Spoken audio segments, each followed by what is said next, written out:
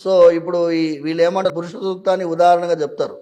బ్రాహ్మణుడు ముఖం నుంచి పుట్టిండు, క్షత్రియులు భుజాల నుంచి పుట్టిండు, ఆ, వైశ్యులు ఇక్కడి నుంచి పుట్టిండ్రు, శూద్రులు పాదం నుంచి పుట్టిండ్రు అని చెప్తారు. అవును.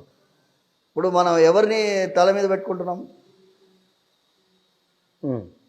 పాదరక్షల్ని కదా నెత్తి మీద పెట్టుకునేది. అవును. ఇప్పుడు నేను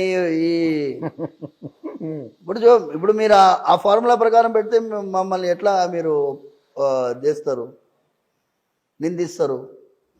స్వామివారి పాదరక్షల్ని నెత్తి మీద పెట్టుకుంటున్నాము అంటే అవును, పంచమం కదా అది. 4 కంటే ఎక్కువ 5th కదా ఐటమ్.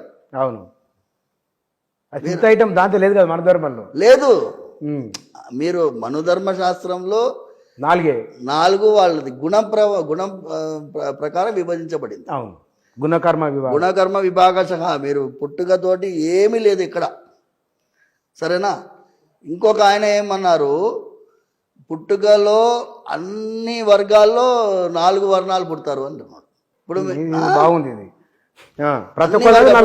మాల దాసులు ఉన్నారు, హరిదాసులు వాళ్ళు. అవును, వాళ్ళు మాకంటే ఎక్కువ నిష్ఠతో ఉంటారు. మీరు చూసిండ్రా? హరిదాసులు అవును మాకంటే ఎక్కువ నిష్ఠతో ఉంటారు. వాళ్ళు కీర్తనలు ఆల్మోస్ట్ ఆల్మోస్ట్ వాళ్ళ దాంట్లో పుట్టిన వాళ్ళే ఈయన.